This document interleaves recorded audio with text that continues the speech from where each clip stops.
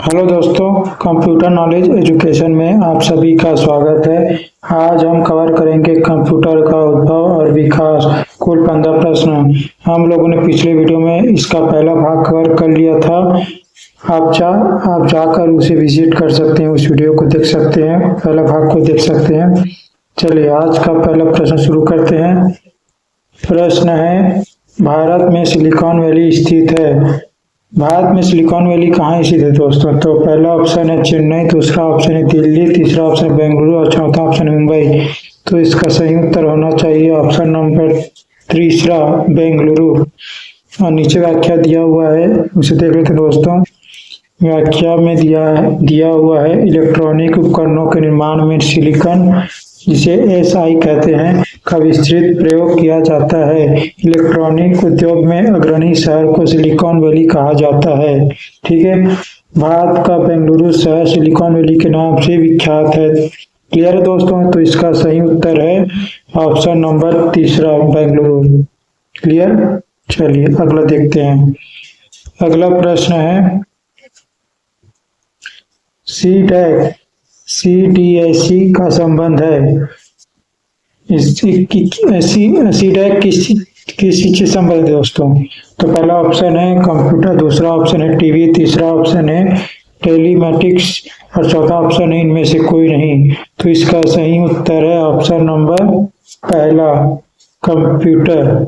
ठीक है, नीचे व्याख्या दिया हुआ है, इसे देख लेते हैं। सीडैक, जिसे सीटीएससी कहते हैं, इसका फुल फॉर्म होता है centre for development of advanced computing आ गया दोस्तों, मतलब ये कंप्यूटर से रिलेटेड है। पुणे में स्थित एक संस्था है जो सुपर कंप्यूटर के निर्माण के लिए प्रसिद्ध है। यानी कि जो सीडैक है वो सुपर कंप्यूटर बनाने के लिए प्रसिद्ध है। ठीक है, तो ऑप्शन नंबर पहला इसका सही उत्तर हो जाएगा। चलिए अगला प्रश्न देखते हैं। अगला प्रश्न है तीसरा प्रश्न है, आधुनिक कंप्यूटरों का लघु रूपन संभव हो सका है निम्न के प्रयोग से। आधुनिक कंप्यूटर का लघु रूपन किस चीज से संभव हो सका दोस्तों? तो किसके प्रयोग से संभव हो सका है? तो इसका ऑप्शन है, पहला ऑप्शन है ट्रांजिस्टर, दूसरा ऑप्शन है समकलित परिपथ चिप, जिसे हम इंटीग्रेटेड सर्किट चिप्स कहते हैं, तीसरा ऑप्शन है नैनो पदार्थ और चौथा ऑप्शन है अति संचालक। तो इसका सही उत्तर है ऑप्शन नंबर दूसरा, यानी कि समकलित परिपथ चिप्स, जिसे हम इंटीग्रेटेड सर्किट चिप्स कहते हैं। नीचे व्याख्या दिया हुआ है, इसे समझते हैं। इंटीग्रेटेड सर्किट चिप, जिसे हम आईसी चिप भी कहते हैं, पर लाखों की संख्या में इलेक्ट्रॉनिक उपकरण लगाया जा सकता है, जिससे कंप्यूटरों का लघु रूपन संभव हो सका है। ठीक है, इसमें लाखों की संख्या में जो आईसी चिप्स होते हैं वो एक दिखता जरूर, लेकिन इसमें हजारों इलेक्ट्रॉनिक उपकरण लगा रहता है दोस्तों। ठीक है, तो इसका सही उत्तर है ऑप्शन नंबर दूसरा, यानी कि समकलित परिपथ चिप्स। ठीक है, चलिए अगला प्रश्न देखते हैं। अगला प्रश्न है, पहला कंप्यूटर बनाया था, मतलब पहला कंप्यूटर किसने बनाया था? तो पहला ऑप्शन है बिल गेट्स ने, दूसरा ऑप्शन है बिल क्लिंटन ने, तीसरा ऑप्शन है चार्ल्स बेबेज ने और चौथा ऑप्शन है मार्कोनी ने। तो इसका आप लोगों को शायद पता होगा दोस्तों कि चार्ल्स बेबेज ने ही सबसे पहला कंप्यूटर बनाया था। ठीक है, अब चार्ल्स बेबेज ने कब बनाया था इसको देख लेते हैं। व्याख्या में नीचे दिया हुआ है, इसको देखते हैं व्याख्या में। चार्ल्स बेबेज ने 1842 में 200, ठीक है, 1842 में एक स्वचालित मशीन बनाया, जिसे एनालिटिकल इंजन कहा गया।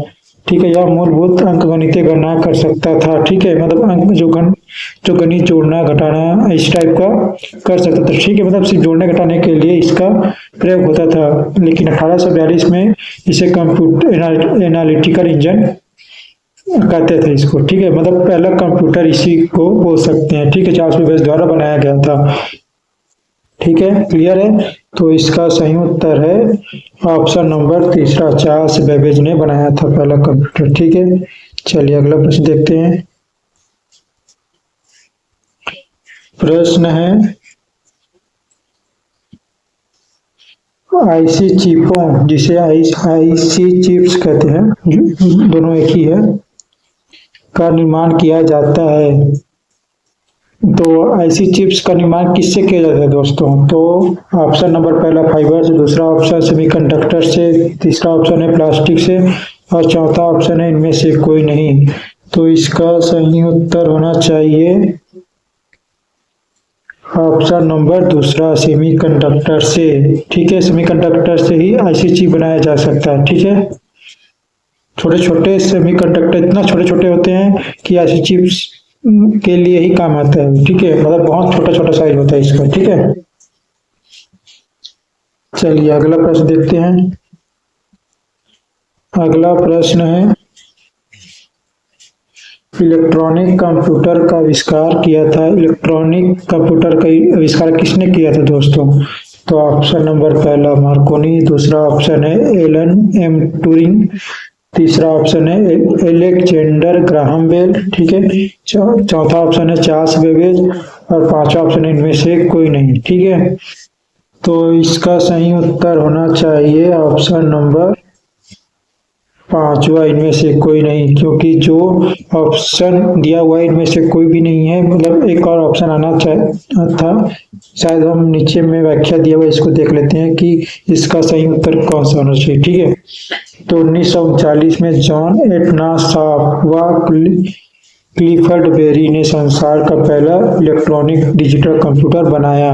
मतलब जॉन एटनासाफ व क्लिफर्ड बेरी, ठीक है, दोनों ने मिलकर बनाया था 1939 में। ठीक है, जिसे एटनासाफ बेरी कंप्यूटर, जिसे एबीसी का नाम दिया गया, यानी कि एबीसी का फुल फॉर्म होता है एटनासाफ बेरी कंप्यूटर। ठीक है, मतलब जॉन एटनासाफ और क्लिफर्ड बेरी दोनों ने मिलकर एक कंप्यूटर बनाया था, इलेक्ट्रॉनिक डिजिटल कंप्यूटर बनाया। ठीक है, 1939 में, और उन्होंने अपना नाम भी दिया दोस्तों। तो उनका नाम है एबीसी, जिसका फुल फॉर्म होता है एटनासाफ बेरी कंप्यूटर। ठीक है, दिया, अपना नाम दिया। ठीक है, 1946 में अमेरिकी वैज्ञानिक जेपी एकट तथा जॉन मुस्ली ने प्रथम पूर्ण इलेक्ट्रॉनिक कंप्यूटर का आविष्कार किया, जिसे एनियक नाम दिया गया। यानी कि जो पूर्ण डिजिटल कंप्यूटर बनाया था वो कौन थे? अमेरिकी वैज्ञानिक, 1946 में। ठीक है, 1946 में अमेरिकी वैज्ञानिक जेपी एकर्ट और जॉन मुस्ली ने प्रथम पूर्ण इलेक्ट्रॉनिक कंप्यूटर का आविष्कार किया। ठीक है, पूर्ण इलेक्ट्रॉनिक कंप्यूटर, यानी कि जो इलेक्ट्रॉनिक बनाया था जॉन एटनासाफ और क्लिफर्ड बेरी ने, वो 1939 में बनाया था, और वो पूरी तरीके से कंप्यूटर नहीं, सिर्फ इलेक्ट्रॉनिक कंप्यूटर बोल सकते हैं, कंप्यूटर इलेक्ट्रॉनिक डिजिटल कंप्यूटर बोल सकते हैं, लेकिन उसको पूर्ण रूप से इलेक्ट्रॉनिक कंप्यूटर नहीं बोल सकते थे। तो उन्होंने इसको किसने पूरा किया? 1946 में अमेरिकी वैज्ञानिक जेपी एकर्ट और जॉन मुस्ली ने पूर्ण इलेक्ट्रॉनिक कंप्यूटर का आविष्कार किया, जिसे एनियक नाम दिया गया। अब इस कंप्यूटर का क्या नाम था? एनियक। ठीक है, क्लियर है? तो इसका सही उत्तर होना चाहिए ऑप्शन नंबर पांचवा।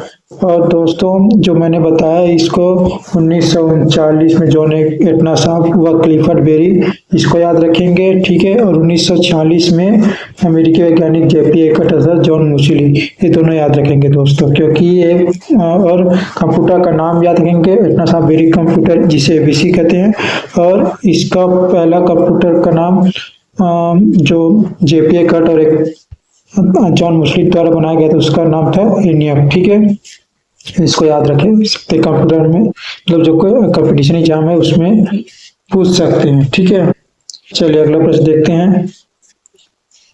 अगला प्रश्न है भारत में विकसित परम सुपर कंप्यूटर का विकास किस संस्था ने किया है?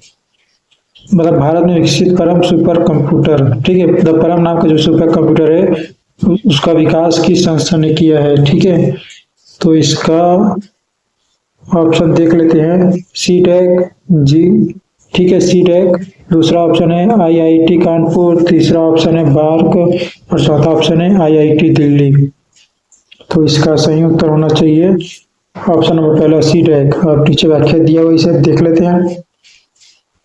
व्याख्या में कहा गया है कि भारत में सुपर कंप्यूटर परम 10,000 का निर्माण सी टेक जिसका फुल फॉर्म होता है centre for development of advanced computing, उन्हें द्वारा किया गया है। तो इसका सही ऑप्शन है, जब इसका सही उत्तर है ऑप्शन नंबर पहला सी टेक द्वारा किया गया है। और इस सुपर कंप्यूटर का क्या नाम था, परम 10,000, ठीक है। इस परम 10,000 सुपर कंप्यूटर का नाम था, ठीक है। और संस्था का क्या नाम था, सी टेक, ठीक है। और कहाँ के, पुणे के, ठीक है, भारत के, ठीक है। चलिए अगला प्रश्न देखते हैं।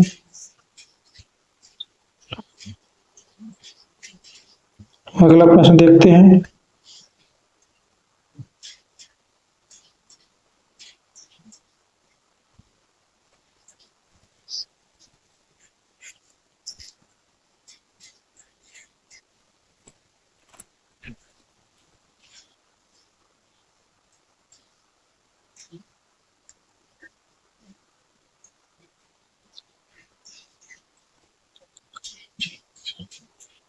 चलिए अगला प्रश्न है, भारत में बना सुपर कंप्यूटर फ्लो सॉल्वर विकसित व डिजाइन किया गया था। किसने डिजाइन किया था दोस्तों, ठीक है, सुपर कंप्यूटर फ्लो सॉल्वर, ठीक है, भारत में। तो ऑप्शन नंबर पहला नाल बेंगलुरु, दूसरा ऑप्शन सी टेक पुणे, तीसरा ऑप्शन बार्क मुंबई और चौथा ऑप्शन इनमें से कोई नहीं। तो इसका सही उत्तर होना चाहिए ऑप्शन नंबर पहला नाल बेंगलुरु, ठीक है, क्लियर है। चलिए अगला प्रश्न देखते हैं। प्रश्न है, वाणिज्यिक उपयोग के लिए उपलब्ध कराया गया पहला कंप्यूटर था, वाणिज्यिक उपयोग के लिए, ठीक है। तो पहला ऑप्शन है मनी आर्क, दूसरा ऑप्शन है एनिक, तीसरा ऑप्शन है यूनिवैक और चौथा ऑप्शन है एडवैक। तो इसका सही उत्तर होना चाहिए यूनिवैक, ठीक है, क्लियर। चलिए अगला प्रश्न देखते हैं। प्रश्न है, भारतीय सुपर कंप्यूटर का नाम है, भारतीय सुपर कंप्यूटर का नाम है दोस्तों। तो पहला ऑप्शन है शुभम, दूसरा ऑप्शन है परम, तीसरा ऑप्शन है SX2 और चौथा ऑप्शन है BBC माइक्रो। तो आप हम लोगों ने ऊपर कवर किया दोस्तों इस प्रश्न जो जुड़ा हुआ था। तो इस भारत के जो सुपर कंप्यूटर का नाम है वो है परम, यानी कि ऑप्शन नंबर दूसरा सही है, ठीक है। तो इसका जो ऑप्शन नंबर दूसरा है वो परम सुपर कंप्यूटर, भारतीय सुपर कंप्यूटर का नाम है परम, ठीक है, क्लियर। चलिए अगला प्रश्न देखते हैं।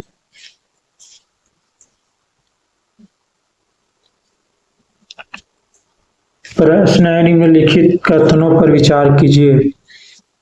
पहला है एटम ऑसबर्न ने प्रथम सुवाह अभिकलित फर्स्ट पोर्टेबल कंप्यूटर कहते हैं जिसे विकसित किया।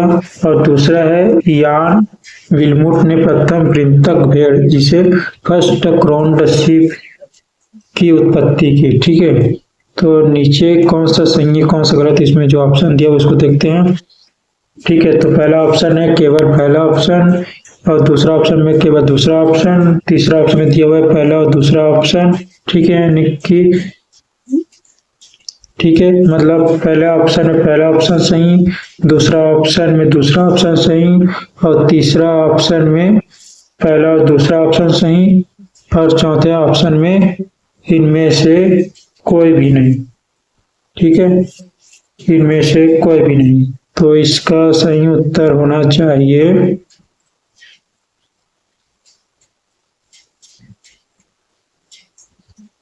ऑप्शन नंबर तीसरा, यानी कि पहला और दूसरा दोनों सही है, ठीक है। आप इसे रिवाइंड कर सकते हैं, मैं आपको आपके लिए रिपीट कर देता हूँ। पहला है एटम ऑसबर्न ने प्रथम सुवाह अभिकलित जिसे फर्स्ट पोर्टेबल कंप्यूटर कहते हैं विकसित किया, और दूसरा है यान विल्मुट ने प्रथम कृंतक भेड़ जिसे फर्स्ट क्रोन शीप कहते हैं की उत्पत्ति की। ठीक है, चलिए अगला प्रश्न देखते हैं। अगला प्रश्न है, पहले इलेक्ट्रॉनिक अंकीय कंप्यूटर, इलेक्ट्रॉनिक डिजिटल कंप्यूटर कहते जिसे, में क्या था? मतलब जो पहले इलेक्ट्रॉनिक अंकीय कंप्यूटर था उसमें क्या था? ठीक है, तो ऑप्शन नंबर पहला ट्रांजिस्टर, दूसरा ऑप्शन है वाल्व, तीसरा ऑप्शन है कोड स्मृति, चौथा ऑप्शन है अर्धचालक स्मृति। तो इसका सही उत्तर होना चाहिए वाल्व। इसमें जो पहले इलेक्ट्रॉनिक अंकीय कंप्यूटर जिसे इलेक्ट्रॉनिक डिजिटल कंप्यूटर कहते हैं उसमें क्या था? वाल्व था। ठीक है, क्लियर।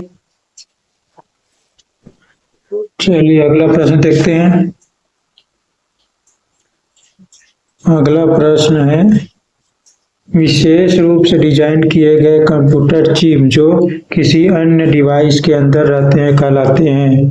ठीक, मतलब विशेष रूप से डिजाइन किए गए कंप्यूटर चिप जो किसी अन्य डिवाइस के अंदर रहते हैं, मतलब कौन सा चिप हो, मतलब उसे क्या कहते हैं? जो एक प्रकार का चिप होता है वो अन्य किसी डिवाइस के अंदर रहते हैं, उसको क्या कहते हैं? ठीक है, तो उसको कहते हैं, ऑप्शन नंबर पहले दिया हुआ है सर्वर, दूसरा ऑप्शन दिया हुआ है चिप, तीसरा ऑप्शन दिया हुआ है रोबोट कंप्यूटर, चौथा ऑप्शन दिया हुआ है एम्बेडेड कंप्यूटर और चौथा ऑप्शन दिया हुआ है, मतलब पांचवा आखिरी ऑप्शन दिया हुआ है इनमें से कोई नहीं।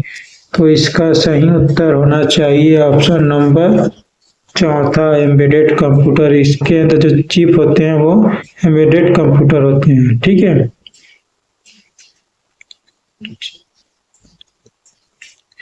मतलब जो विशेष प्रकार के जो चिप होते हैं वो एम्बेडेड कंप्यूटर के अंदर लगाए जाते हैं। ठीक है, तो इसको एम्बेडेड कंप्यूटर ही कहते हैं। ठीक है, तो क्लियर है। चलिए अगला प्रश्न देखते हैं। अगला प्रश्न है,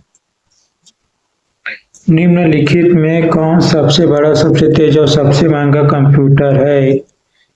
ठीक है, तो सबसे तेज, सबसे बड़ा, ठीक है, और सबसे महंगा, मतलब हर कोई एफोर्ड नहीं, मतलब कोई एफोर्ड नहीं कर पाता सिवाय कुछ लोगों के। ठीक है, और सिर्फ कुछ कुछ जगह ही मिल पाती है, मतलब मिलता ही नहीं, सिर्फ यूज होता है। ठीक है, और बनता भी बहुत कम जगह है। ठीक है, तो सिर्फ अब इसका साइज बहुत बड़ा होता है। तो ऑप्शन पहले देख लेते हैं। ऑप्शन नंबर पहले पर्सनल कंप्यूटर, दूसरा ऑप्शन सुपर कंप्यूटर, तीसरा ऑप्शन है लैपटॉप और चौथा ऑप्शन है नोटबुक। ठीक है, तो जो मैंने ऑप्शन नंबर पहला पर्सनल कंप्यूटर जो हर घर में होता है, ऑफिस में होता है, तो पर्सनल कंप्यूटर, तो इसका साइज बहुत छोटा, तो नॉर्मली इसको यूज कर सकते हैं, तेज काम नहीं कर पाता है और महंगा भी बिल्कुल नहीं होता, हर कोई अफोर्ड कर लेता है। लैपटॉप भी वैसे टाइप का मिलता है, नोटबुक भी वैसे मिलता है। ठीक है, लेकिन जो सुपर कंप्यूटर होता है वो साइज बहुत बड़ा होता है, यानी कि एक शुरुआत से अगर बोले जाए तो फिर एक पूरे कमरे को घेर सकता है, और ज्यादा देखो तो जितने चाहे उतने कैमरा भी, मतलब जो कमरा है उसको घेर सकता है, वो इतना बड़ा साइज होता है। इसको हर कोई एक बार में नहीं देख सकता। ठीक है, मतलब इसका साइज बहुत बड़ा होता है और बहुत इतना महंगा होता है कि हर साइंटिस्ट भी इसे अफोर्ड नहीं कर पाते हैं। ठीक है, तो इस कंप्यूटर का नाम है सुपर कंप्यूटर, क्योंकि इसका साइज बहुत बड़ा होता है, महंगा भी होता है, और तो इसका कार्य बहुत तेज गति से चलता है दोस्तों। मतलब जो आप मोबाइल में देखते हैं उससे 1000 गुना तेज चलता है ये सुपर कंप्यूटर, मतलब हजारों गुना, लाखों गुना तेज बोल सकते हैं इसको, इतना तेज रहता है ये। हम अपनी आंखें पर, अपनी जो पलकें झपकाते हैं आंखों के, वो उससे भी तेज कार्य करता है ये सुपर कंप्यूटर। ठीक है, मतलब हम एक सर्च, जैसे कि हम लोग मोबाइल में या फिर कंप्यूटर में, नॉर्मल कंप्यूटर या लैपटॉप में हम सर्च करते हैं तो उसको लोड होने में, जिससे कि मान लो अगर 1 सेकंड लगता है तो उसको कई उस सेकंड का पूरा 1000वां गुना टाइम से पहले उसको ला देता है। मतलब उस सेकंड, मतलब 1 सेकंड का पूरा उसको टुकड़ा कर दो उसके अंदर में, मतलब उसका इकाई कंप्लीट कर दो। ठीक है, उसके अंदर में आता है, मतलब इतना स्पीड रहता है। और हम एक सर्च किसी पे एक टक को मतलब खोज सकते हैं, उसके अंदर कई सारे काम कर सकते हैं और एक साथ कई चीज दिखा सकता है ये चीज, ठीक है। तो ये बहुत ही महंगा भी कंप्यूटर होता है, सबसे तेज होता है, क्लियर है, सबसे महंगा होता है ये भी क्लियर है, सबसे बड़ा भी होता है ये भी क्लियर है। तो इसका ऑप्शन नंबर दूसरा, ठीक है, सुपर कंप्यूटर, ऑप्शन नंबर दूसरा, ठीक है, क्लियर। चलिए आखिरी प्रश्न देखते हैं आज का। आखिरी प्रश्न है, एक छोटे सिलिकॉन चिप पर ट्रांजिस्टर और अन्य इलेक्ट्रॉनिक उपकरणों द्वारा बने पूर्ण इलेक्ट्रॉनिक सर्किट को क्या कहते हैं, ठीक है। तो ऑप्शन देख लेते हैं। ऑप्शन नंबर पहला वर्क स्टेशन, दूसरा ऑप्शन है सीपीयू, तीसरा ऑप्शन है इंटीग्रेटेड सर्किट, तीसरा ऑप्शन है मैग्नेटिक ट्यूब्स, अगला ऑप्शन है इनमें से कोई नहीं। तो इसका जो सही उत्तर है वो है ऑप्शन नंबर तीसरा, इंटीग्रेटेड सर्किट, ठीक है। तो मतलब एक छोटे सा सिलिकॉन चिप होता है, ट्रांजिस्टर अन्य इलेक्ट्रॉनिक उपकरणों द्वारा बने पूर्ण इलेक्ट्रॉनिक सर्किट को, इलेक्ट्रॉनिक सर्किट जो बोलते हैं ना, तो इंटीग्रेटेड सर्किट चिप ही होता है, ठीक है। वो उसी सिलिकॉन चिप का ही काम आता है, क्लियर है। ऑप्शन नंबर तीसरा, इंटीग्रेटेड सर्किट चिप्स। अगर वीडियो अच्छा लगे तो वीडियो को लाइक कीजिए, चैनल को सब्सक्राइब कीजिए, इसी प्रकार की वीडियो चाहते हैं तो। अगर मेरे चैनल को आप सब्सक्राइब करेंगे तो मैं जो भी वीडियो बनाऊंगा तो सबसे पहले आपको मेरे वीडियो पहुंचेंगी। और अपने दोस्तों को भी शेयर कीजिए ताकि उन तक भी मेरे वीडियो पहुंच सके, और कमेंट भी कीजिए। अगर आप कोई कंपटीशन एग्जाम की तैयारी कर रहे होंगे तो आपको इसमें मेरे वीडियो से आपकी मदद हो सकती है। और अपने दोस्तों को भी शेयर कीजिए ताकि वो भी अगर कंपटीशन एग्जाम की तैयारी कर रहे होंगे तो उनको भी कंपटीशन एग्जाम की तैयारी करने में मदद मिल सके। चलिए आज का वीडियो यहीं समाप्त करते हैं, और कमेंट भी कीजिए, लाइक, अगर वीडियो अच्छा लगे तो लाइक जरूर कीजिए और शेयर भी कीजिए और सब्सक्राइब तो करिएगा, ठीक है। चलिए आज का वीडियो समाप्त करते हैं, और वीडियो देखने के लिए आप लोगों का बहुत बहुत धन्यवाद।